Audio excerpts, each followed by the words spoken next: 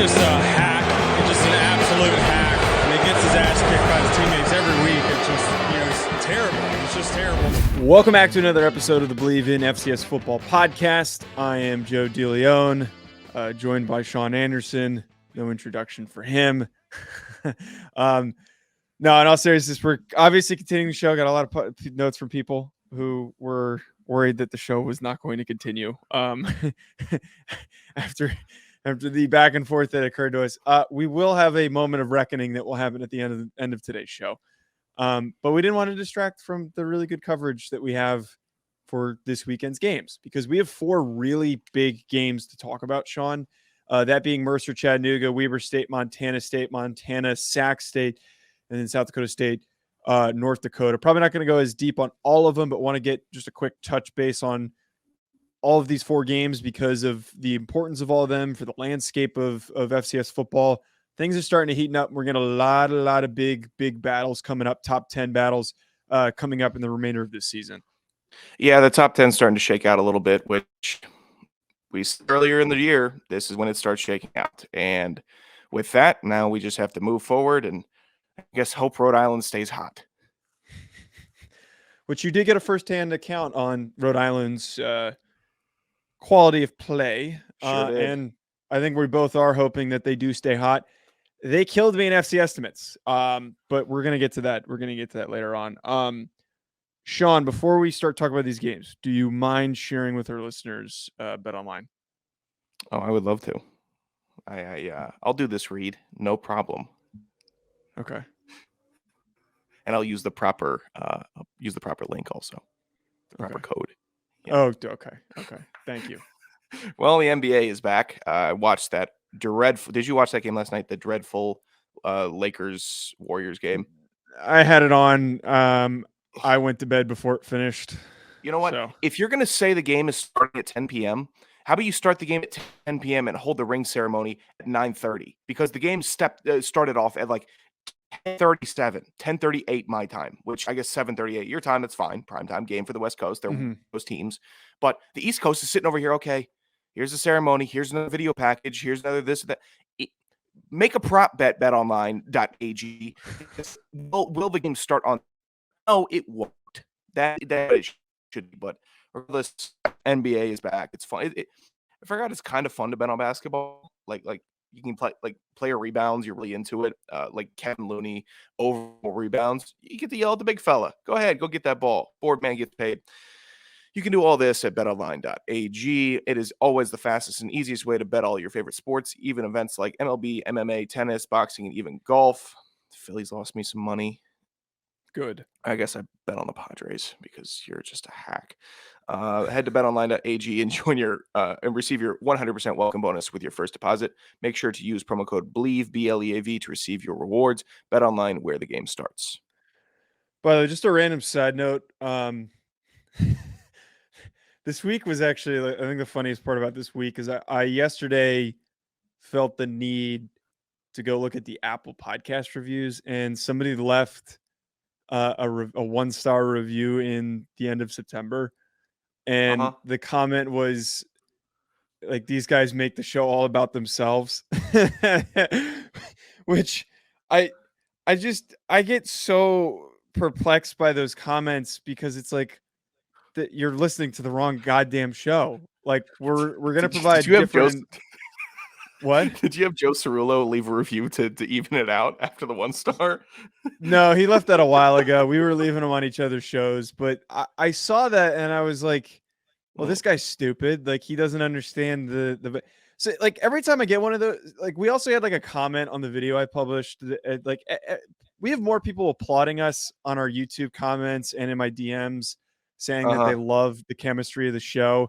And then there's the one asshole that's like, oh, they don't talk about football. I'm like, yes, we do. We do talk about the games. Sorry that we like to have fun and like to enjoy ourselves. And sorry that we like to attack each other, because that's also fun and entertaining for our listeners, which a lot of people agreed this week it was entertaining. Yeah, and there was also some asshole who just said like, oh, I listened to it once and like I'll never listen to it again. Can we please, like our positive listeners, can you guys please Just leave us some good reviews so that those aren't the ones at the top. I don't know why. I always laugh at the 1-star reviews. I don't know. It's just always fun. The podcast used to be good. Then it became more about the hosts than FCS football. So many episodes where they joke around with each other for minutes upon minutes before getting to real content. I know. God forbid we like having fun. It's the same thing we talk about every time. And the ones who like the show keep tuning in for that. And the ones who don't, I don't know. Go listen to a more Once I found them, I no longer podcast. tolerate this one. Yes. Yeah, that was the one I found. Oh, what is this? Terrible.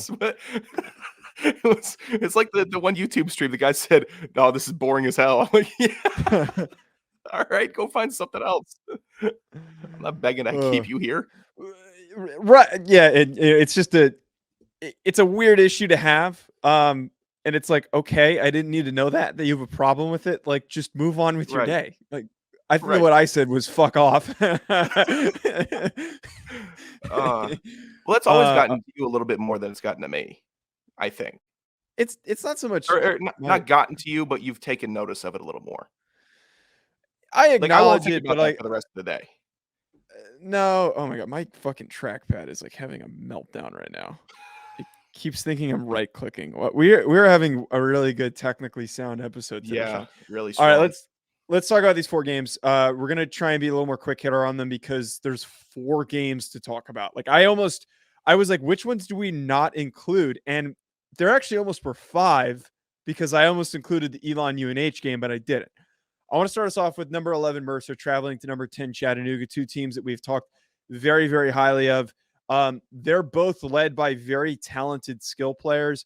Mercer's Fred Payton right now, one of the top quarterbacks in the country. And then it also helps that Devron Harper has one of the most all-purpose yards in the country with 856.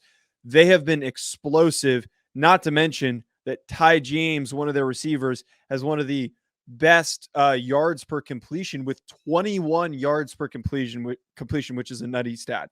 Now, Chattanooga, on the other hand, Sean, has their own dudes. You got Ilum Ford, who I know I'm mispronouncing. I've mispronounced a million times on this podcast, who is one of the best running backs in the country, 805 all-purpose yards. This is going to be a little bit of a battle of superstars, if you will, of the biggest top offensive weapons in the country. But, Sean, both these teams have really freaking good defenses, which makes it a bit tricky to predict. Yeah, they've stayed hot all season, which is strong for Peyton. Fat Stats yesterday. He had a huge game last week. I think it was like over 300 yards, 4 touchdowns, something like that. But both the teams have stayed consistent. They're not the marquee teams, but they're top 10, top 11 teams. And I think that the voters have said, okay, you've done your jobs. You've beaten the teams you're supposed to beat. You're not doing anything super flashy, but you got a good team. And then now, huge deciding game. Mercer, better than I thought they'd been this year, or would be. Going into the season, Mercer, afterthought for me. I'll admit it. For everyone. Afterthought. Chattanooga, not an afterthought, but I was not going to. You asked me at the beginning of the season, hey, will Chattanooga be in the top 10? I'd say no. There wouldn't be. They're Chattanooga. They'd be in maybe the 15 to 25 range because they're good. They're well coached. They have they've constantly churned out really good players, but it's Chattanooga. You know, it's not Big Sky. It's not CAA. But they've been impressive so far this year. I'm such a hack. I still cannot buy into it being early enough for this to be a massive, massive game, even though I know it is. But maybe it's because I think they're both going to make the playoffs right now. Maybe that's just why. But at least it'll help seeding. Maybe one of home field advantage from it. But it'll be a very, very fun game for sure. Yeah, and this game is going to have an impact on who wins the conference, especially. But the big thing that's really funky with this is that both of these teams, despite the really good players that I mentioned, they also have highly touted defenses. Top in the country in run defenses, both of these squads. Mercer's 20th. Chattanooga is 11th. And then on top of that, they both have 2 of the best scoring defenses in the country, both allowing under 20 points per game. So, like, the battle that we now have here, and I think what's going to happen, Sean, is that this is going to be the lowest scoring game of the weekend. of the 4 big games that we're talking about. I think Easily this is could going to be be. like a 10-17 game. I really do believe that's what's going to happen. I don't think you're far off on that either. It just I don't expect it to be a possible 52-35 blowout or shootout, anything like that. It's going, and the next game we're talking about is probably going to be 24-17. This game might have less points than that. Mhm. Sean, I don't know about you, but I think I slightly lean because these are really comparable teams. They've got good athletes at key positions. They've got strong defensive players, really talented units on the defensive side of the football. I think I slightly lean Mercer in this situation because of Fred Payton, because he's the better quarterback in the matchup. Yeah. It's really easy to do that. I understand that, and some people might call that lazy analysis, but if you've got the better quarterback in an even matchup statistically, more often than not, that better quarterback helps you win football games. It's not even lazy. It's just common sense. And we've always said on the show, we're not here. We're here to make common sense out of it. That we never said, oh, I can't.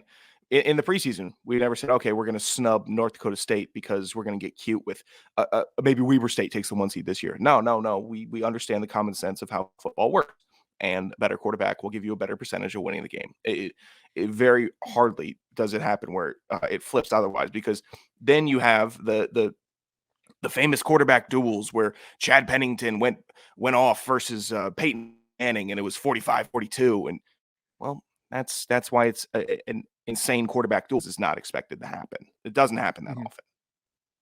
Now, our next game, we're going to have a running back duel and a run game duel between Weber State and Montana State. Actually, neither of these teams have like a premier running back leading the country in a given statistic, but they both have one of the best. Holy shit, this fucking trackpad. The I don't know what's happening with my computer. This is what is God? I think your computer's having problems. My computer, I might need to get taken in. This is fucking terrible. What the fuck? Oh my God! Stop! God! Bad internet, bad computers. Fuck. The running games have been solid for both teams so far this year. Last week, Weber State versus Joe's Portland State amassed 268 yards and 3 touchdowns on the ground. That's kind of what we expected Weber State to do.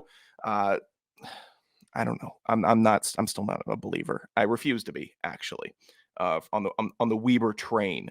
But they've got a really good balanced attack on the running side of things. And then defense, Joe. Jack Kelly had 2.5 sacks last week. Weber had 5 also. So they're getting to the quarterback, and they are also winning in the trenches. That's what winning teams do, and that's why Weber is ranked as high as they are. Yeah, in this matchup, the statistics I was alluding to, Montana State has the second best rushing offense in the country, and then Weber has the 14th best. The funny thing, as I mentioned, there's not really like a premier guy on each team. There's a lot of different guys that they turn to. But the interesting part, in addition to that, is that they both have statistically 2 receivers that are some of the best in the country. I'm talking about Willie Patterson for Montana State and then Ty McPherson for Weber State. So like these guys have 2 of the most receiving touchdowns in the country so far this year. They're legitimate red zone threats. And then on top of that, McPherson's another deep threat guy. 20 yards per reception is explosive. To have that in addition to a good running game is really, really dangerous. But this game is like the battle between the 2 run games and the 2 really talented defenses, which we've talked about. And I've talked about how Weber dominates time of possession. Then when we talked about Montana State, I've talked about how they dominate time of possession. Is this just going to be a fight for who can hold on to the football the longest? And is this also going to be like a 10-7 football game because one team is just going to try and run out the clock? Because that's what both of these teams do really freaking well. I am so confused by this Montana State team. Okay, Joe. All right. They played Northern Colorado last week. Tommy Mellott, whatever. Took most of the passes, 15 for 19, 217 passing yards, 3 touchdowns. Sean Chambers, 2 passes or 2 completions, 4 attempts, 1 interception, 33 yards, 1 touchdown. On the ground, Sean Chambers, 11 carries, 41 yards, and a touchdown. Mellott, 7 carries, 40 yards. What do you make of that? What can you possibly make of split, like Chambers running more, Mellott throwing more, and why are they bringing Chambers in to throw an interception and a touchdown? I don't get it. I don't. It just doesn't make sense to me. And maybe it's because I never watched that Michigan's going to have a dual quarterback thing this year, where they both come in and they both do different things, but they're both good quarterbacks, so we can't pick a starter. I remember that time period in college football when that was happening. I remember TCU said we might have the 3 quarterback rotation going into this year, and obviously Max Duggan was going to take the starting job. It was obvious. But I don't get how they are moved. Maybe they're just trying. Maybe they're playing 4D chess, and we're just sitting here looking at it. Okay, I'm just so used to a starting quarterback. If he's going to run the ball and throw the ball, he can run the ball and throw the ball. 2 quarterbacks that have started this year, taking turns, doing different things, but also the exact same thing is very odd to me. And I know Montana State's going, oh, Millot came out with an injury and then he had to come back in or something. Something's going to happen. I know that's how it's going to work, but you look at that, you're like, okay, it just is awkward. It's almost the opposite of Michigan, like you talked about, where it's like we've got 2 really good passers. One's going to stretch the field a little bit more because he's got the better arm and he's the better prospect, and the other one's going to be a little bit more on schedule and complete those shorter throws. You've got 2 guys that neither of them are really, really efficient or consistent passers. It's like, who do we want to put in there to throw the interception? Who's gonna pick up the first down running the football? It's Montana's version of Michigan football, where it's like both these guys run really well. Maybe one of them's gonna throw it a little bit better. Like that's what the way that it works. Did Philly, correct me if I'm wrong, did Philly do this in like Jalen Hurts' rookie year with Wentz? Carson Wentz? When Jalen Hurts kind of came in sometimes and ran a lot and threw the ball a couple times. Is that what I'm looking at? I think they did that. Kinda. I not as much though. I feel like this has turned into a little bit of a rotation, and I know that we have a lot of Montana State listeners that are going to drop comments on like the very specifics of like, well, actually Chambers comes in 15.6% of the time on 3rd and short, while Millot is, in on passing downs, but sometimes they'll flex Chambers out at the Y spot. Yeah. If they're predicting a cover 1, then obviously Chambers is coming in, and then okay, I got you. I love our listeners. I love that we have this level of detail. They're because the best. There's literally no way for Sean and I to know all this information. There's not, as you can tell, we're talking about 4 games and trying to cover all 4 of them. Sean, I gotta say though, Bronson Barron is definitely the better passer in this matchup. And I'm a little bit perplexed on trying to pick this one because Montana State has the better defense. They've got the better turnover margin. They're turning the ball over. They're protecting it as well. But I think that I slightly lean more playmakers on Weber State's defense, especially Maxwell Anderson, who leads the country in interceptions and has 9 passes defended. It always trips me up. And then Bronson Barron's been one of the best quarterbacks in the country, and I think has not been getting proper recognition. So like I could totally see Weber coming out and maybe winning like a close one here because Barron needs to complete like an important 3rd down that sets up a game-winning field goal. But at the same time, I think I'm solely making this pick just because it's at Montana State. I think that's where that decision's coming from. That's not bad actually. That rationale, but Weber State is. I'm not saying Weber State looks like Montana State. I know what Montana State Stadium looks like. Yeah. They're damn near the same thing. You're playing at Weber State, you're playing at Montana State. All right. So don't I know they're both different, but they're not. If you know what if you can understand that. They're both different, but it's not like they're flying to San Diego. All right, or San Diego's it's Utah, Montana. It comes with the territory. Yes. Now, the other Montana who lost to Idaho is playing against Sac State. So I did a little bit of a deep dive on this one, and I think Montana got caught off guard by an underrated Idaho team that wasn't being properly recognized nationally. And the whole year, I was waiting for Idaho to have their signature win, and this was their signature win, was beating Montana. But the weird thing that I kept seeing, and it even happened in the polls here, where Sac State's the 2nd-ranked team in the country, where everyone's chiming in saying that Sacramento State's the best team in the country and they should be ranked number 1, not South Dakota State, which weird, very weird that you beat North Dakota State and Sac State somehow still better. I did a little bit of a deep dive looking into this game, and while Cameron Skedebo is a fantastic running back, one of the best in terms of all-purpose yardage so far this year. I'm legitimately frightened by Montana's defense. Like, if this game comes down to key possessions and third down efficiency, I have all my faith in Montana's defense. And I think they just had a rough day on offense. And at the same time, there was a little bit too much asked of Montana's passing game, and it didn't really step up. But that defense for Montana is good enough to completely neutralize, that group for Sacramento State. Yeah, Robbie Hawk also had 10 tackles last week. He can't have 30 every single game. Uh, Look, I think you hit it right on the head when you said Montana's offense just was not clicking. They had 34 rushing yards versus Idaho. Name me the last time you remember me saying Montana didn't get 50 rushing yards. That's 34 for what is that? 7 different people trying to carry the ball. Lucas Johnson throws 2 interceptions. They didn't have much dynamic receiving lines. 2 for 54 from Junior Bergen. Where you go to Idaho, they had 52 rushing yards. Who the hell ever outrushes Montana? And then, Hayden Hatton tore him up. 9 catches, 149, 2 touchdowns. They just got schemed. I think they just straight up got schemed out by Idaho, and that happens. It happens. They got their coaches get paid too. All right, their scouts get paid too. Everybody in their analytics department gets paid also. So they just got outcoached, I think, in this game, and that's not a slight to Idaho. Go ahead, outcoach everybody, but it's Montana. I think that they bounce back pretty well, and Sac State doing a not Sac State bit, whereas they're getting love very early into the season compared to, we're just going to sneak around all year. And then at week 10, we're going to be tied for first. So it's odd, but I don't think Montana gets, I think they get, the good kick in the ass to get back on the train. Yeah. And I think some people in these circumstances might argue it's a really tough draw for Montana to have to play Oh yeah, it's not against great. It's a gauntlet. Sac State. But I flip it on Sac State in the circumstance. It's a tough draw for Sac State having to face Montana after a tough loss. Like, they're a team that is always going to rally, and they're going to be pissed off. And I know that they're traveling to Sacramento State, but they come into this matchup pissed off.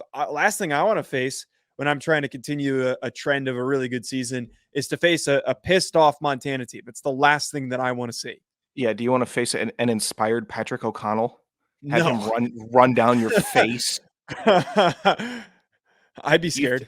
I think Montana, the first drive, is just going to send the house. Just go ahead. Everybody, get to their quarterback.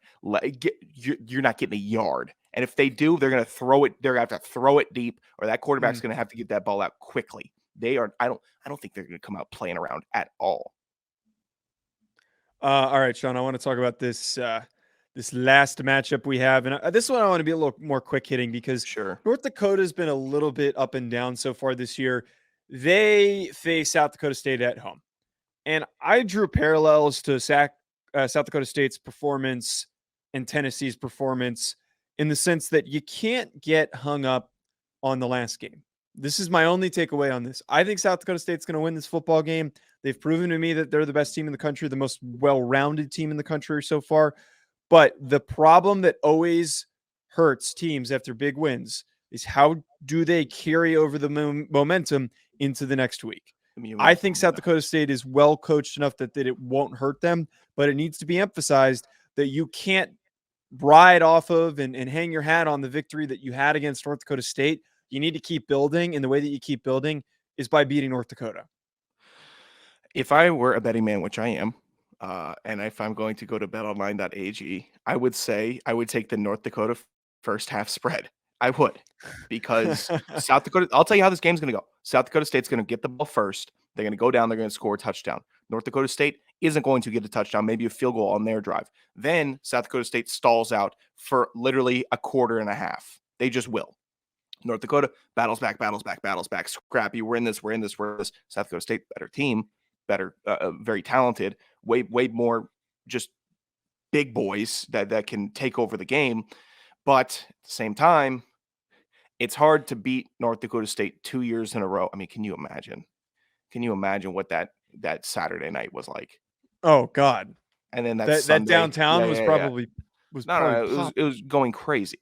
Yeah. But that's not the hangover we're talking about. It's okay. We beat number 1. Now what's number 20 gonna do? They're still ranked. You still got to go out and beat them. First half spread, I think North Dakota takes it. And this isn't like a betting thing, but just kind of how I would analyze the first half of the game. South Dakota comes back and gets them, though. Yeah, I always like that. And even the same thing for Tennessee playing UT Martin. Take UT Martin to cover. Take UT Martin to cover. It is not an unpopular pick to do where you're just kind of recovering from the high that was the previous week before. It's exactly what happens. The fellas were praising that scheduling for Tennessee because either win or lose against Alabama, you have UT Martin next week for Tennessee. Could you imagine, Sean, and I'm telling you right now, this podcast would be on fire if UT Martin won that football game. Dude. I kind of need that. I kind of need that in my life right now. I need it. Hey, no, we're pulling for Tennessee this year. Yeah, we're pulling for Tennessee, but I think for the hilarity of it. We're pulling for Tennessee. I'm pulling for Tennessee, and I've been rooting for Tennessee. I've been considering because I need better attire for these shows, so I'm not wearing the same 4 shirts. And I've decided that I want to get more like college gear. And I was debating which SEC team I want to buy in on. I was bought in on Arkansas. I almost bought some Arkansas gear, but then they looked like shit. And now I think I might actually buy some Tennessee drip. I need some Tennessee. You didn't buy an Anthony Richardson jersey. I know that you and somebody else were very, very high on him after week 1, saying he's a possible Heisman Trophy candidate. I'm still very high on him, and he might not be a Heisman Trophy candidate, but he's still a first-round pick candidate. But nonetheless, all right, let's talk about that. Is a statement of all statements. Let's talk about FC estimates. I went 5 and 10. Sean went 7 and 10. This is. I was thinking about this because we're gonna have our. I can't tell if you like that. We're gonna have our moment of reckoning, if you will, after FC estimates. Well, Joe's moment of reckoning. Yeah, it doesn't help me that I lost to you in FC estimates, and then I'm gonna start shitting on you. Like I don't have much ground to stand on, but you sure we also got shit on by Jamie on the FCS Fan Nation podcast because he's also outperforming us in FC estimates. So that's just something to know. I'm sure Jamie is. Hey man, he texts me his picks every week, so I'm keeping track of them. Is he 49 for 70? Because I am. Wait, let me. Joe, again, because you don't want to give out the full score of the year, 46 for 70. That's a 3-game lead, people. That's massive. That is a huge lead because I knew this dunderhead wasn't going to be able to get to set his pride aside. Do we have SIU this week or are they on bye? He's 50 for 70. I'm sure Jamie Williams is 50 for 70. I bet it's all chalk. Let me see one upset that Jamie Williams has picked. I don't need to go back and backtrack all. He texts me his picks so I can hold him accountable. Okay, I can hold him. I can hold him accountable. All right. Messing around. Montana at Sac State. Let's start things off. Okay. I am taking Sac State. I'm going with Montana. EWU at Cal Poly. Cal Poly. EWU. I got to take a break from you. I keep on betting on you. Keep on losing. Montana State. Oh wait, I'm going with Cal Poly. Montana State. UNI. UNI, I guess. Oh, is that Missouri State? Yeah. A Missouri State at UNI. I'm going with UNI. Yeah, I'm going with UNI. Every time of course, Missouri State's going to win.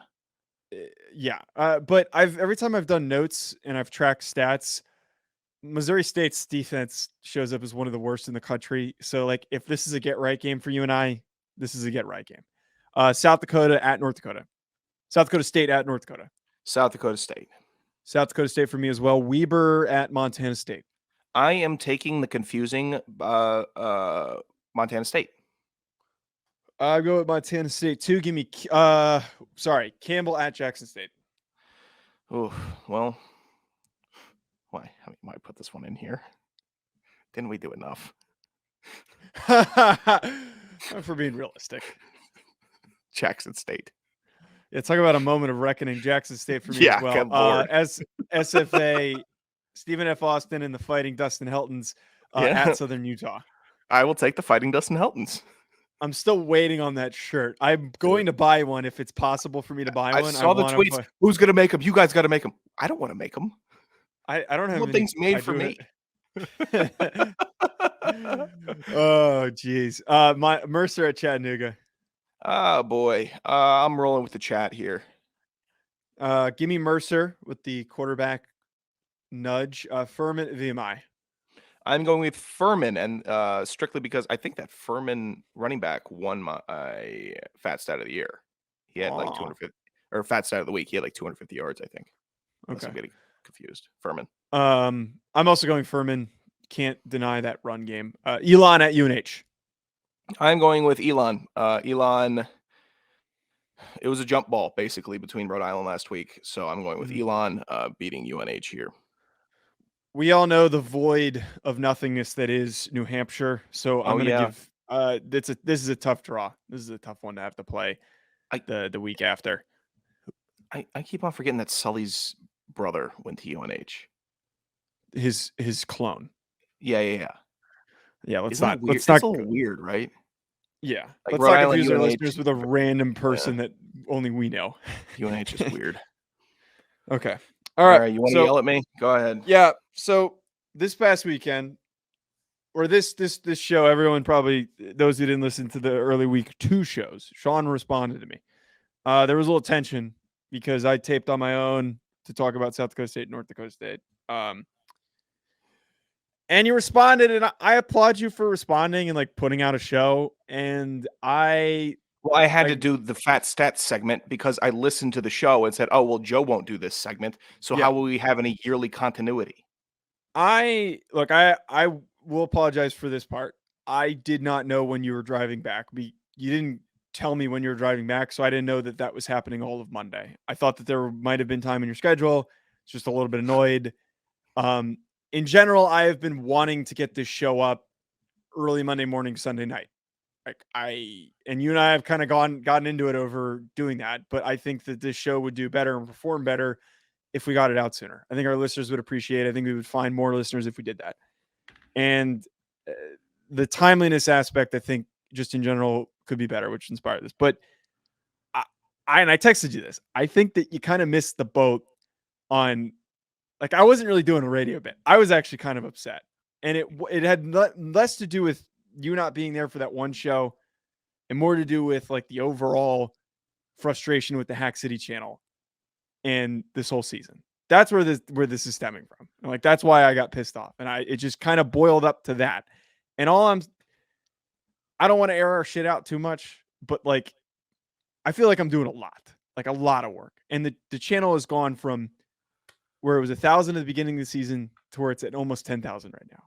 And I'm sacrificing all of my free time to put it towards it, doing the live streams, doing the extra shows, the FBS shows, doing my reaction videos on the side, doing the vertical videos.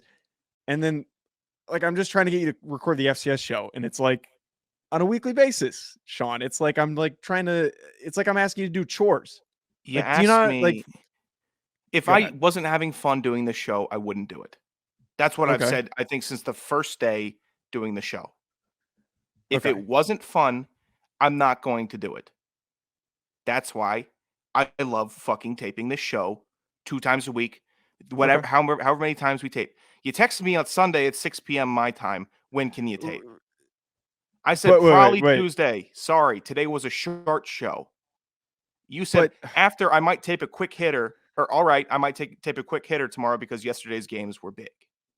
okay, but that was like a one-off instance. I think if we went back and looked at all the other times I try to schedule, like I've stopped trying to be active in scheduling. And like I've kind of gotten to the point where I've just been like we'll tape whenever. But I don't want to have that mentality. Is my point. We need to be timely. I want to be more timely with this. I I want to want do to be more. timely, yes, but at times when it's timely, I am working on Sundays. I have a full workday on Sundays, and you know that. You I oh, know that the timeliness is important to me. This is but Monday. okay. I can always tape during the afternoon until about 5:30 on Monday. I can always tape. Sunday, very difficult for me to tape because I'm working every Sunday. I understand that, but like, am I not? I'm also in the middle of my work day today. I work 7 days a week. I don't have a day off. Like I have very little free time. I sacrifice watching the NFL games to tape and do notes for the Hack City stream. Like, look, it's not even, this isn't the FCS show. That's not what the argument is. It's the channel. The channel this channel has outgrown the FCS show. It has turned into a college football channel. Sure. And off of the efforts of me constantly doing extra shit. Like just I'm doing so much, I'm posting so much stuff. And this isn't me sitting here saying, fuck Sean, he's not doing enough. It's fuck. If Sean was You doing did. You said I wasn't gonna listen to the show. Wait, okay, that was me just trying to incite you. But it's not fuck Sean, he's not doing enough. It's fuck. If Sean was doing the same amount as me and we were doing the same amount of work together and we were doing all the same things and we were putting the same amount of time in, this channel would be at 50,000 subscribers. Like I can only do so much as one person. Then why didn't you text fair? Me that? Because it's more entertaining to air it out on the like a passive-aggressive lady. That's what you were passive aggressive that I had to drive back on Monday. That's what it was. But I've texted you this and I've brought it up to you before. Like I've asked you like that. Like when I'm constantly asking you like, when can you come on the FBS live stream? When can you come on the FBS live stream? When can you come on the FBS live stream? And I get a lot. We're not going live tonight. We're not going live tonight. We're going live tomorrow morning. That's right. Tomorrow morning. Yeah, our listeners, I created a poll and most of them voted Thursday mornings. What time Thursday morning? Whenever we want. I'll wake up at 4 but like I'm volunteering to wake up early as shit so that we can do it. Like that's my willingness and my commitment to continuing to grow this. And it's not passive aggressive though. Like I think that this could be a more collective effort. That's where my frustration is. Like and I don't think that's unjustified. Is it not? It's not, but you did it in a way where you didn't just say that. You made it seem like it was just the one show. I think it could have been a little more obvious yeah, okay, fine. I didn't come out and say it. I'm sorry that I didn't come out and say it, but it's like, don't you agree that we could be doing more? Why would you? Yes, but why would you hide that behind the what is it? The fence or whatever of, oh, it's a huge game. Because I brought it up before. But it wasn't that. Because I brought it up before, and like, there's been no action done on it. I believe you understand that I'm not just dicking around all day. I know you're not dicking around, and neither am I. Which is, we both have busy full-time jobs, but I throw away my free time and I use my free time on this channel. All of my free time is spent on this channel. On a weeknight, I get an hour to eat, shower, and then get ready for the next day, and I just go to bed. And on Sundays or on Saturdays, I watch the games and I take notes. What happens? You're not seeing the girlfriend anymore? Oh, come on. Seriously? What? No. If this is what it is. No. I'm not taking a dig. I'm not taking that was a dig. That was not a dig. That was a dig. If you're saying you don't use any, I don't know what your timing is. If you're not, then okay. But that has nothing to do with it. Yes, I spend time with my girlfriend, but that doesn't have anything to do with it. And that's kind of like let's not make it. Then let's not make that kind of actually is that's kind of a ridiculous statement to just randomly bring up. And I knew that you were going to probably bring up something. Well, if you're saying I'm eating for an hour and then I'm going to bed, getting up in the morning, going to the sawmill for content, then I'm going to say, okay, well, then maybe he didn't tell me about something happening. No, nothing has happened. I'm just trying to get the picture together. If you're saying you got no free time, that has nothing that's where your to free do time's with it. going to it. My point is that like I'm using my free time to continually grow this. I'm recording the vertical videos that have been growing and getting a lot of attention. I think that, don't you agree that if that you could be, you know what? I'm gonna just fucking say it. I keep dancing around it. Do you agree that you put him? Do you know that? No. Do you think that you've put the same amount of time over the past couple months into this channel as much as I? No. Do you think that you could put in more time? Probably. Okay, then what do you want this thing to grow, or is it just my venture that I'm trying to grow? What kind of question is that? What kind of question is that? But you're being a goofball. I'm not being a goofball. That's my frustration, and that's why I was pissed off this week, and why I've been kind of pissed off over the past couple weeks. Like, it's just like I feel like I'm like I'm doing this on my own, but then we have conversations like this is a joint venture, and it doesn't feel like one at times.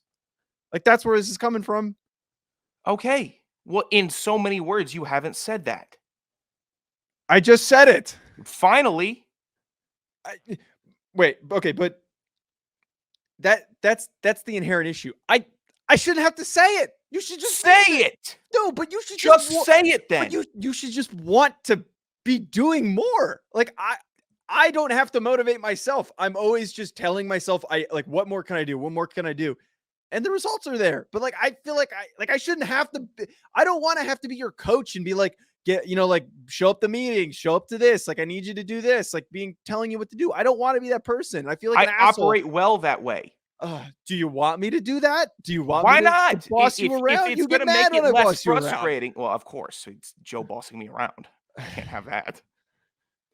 There's a way to go about this that is not letting you boil over to a point of such frustration and then letting me not, dick around or do whatever. There's a middle ground here that I don't think either of us have found.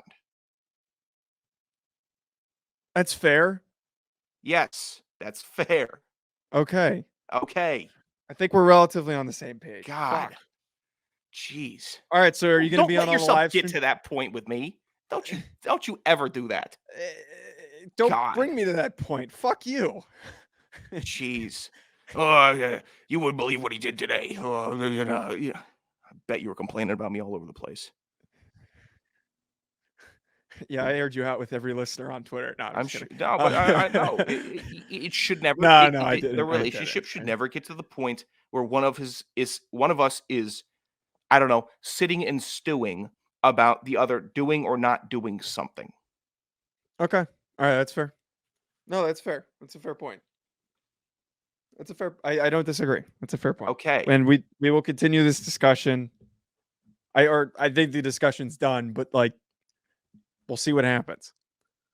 Sure. Okay. All right. I think that's the end of the show. Thanks for everyone who was entertained by Sean and I fighting. At Joe DeLeone. How was that entertaining? That was what? How was that even? God. It's like listening to mom and dad fight, and I know Colin's going to be upset. I doubt it. Colin asks where you are every live stream. Every live stream, he asks where you are. Working, Colin. Working.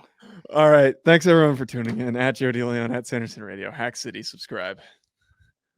Oh fuck, my mouse is not gonna let me end this. Fuck.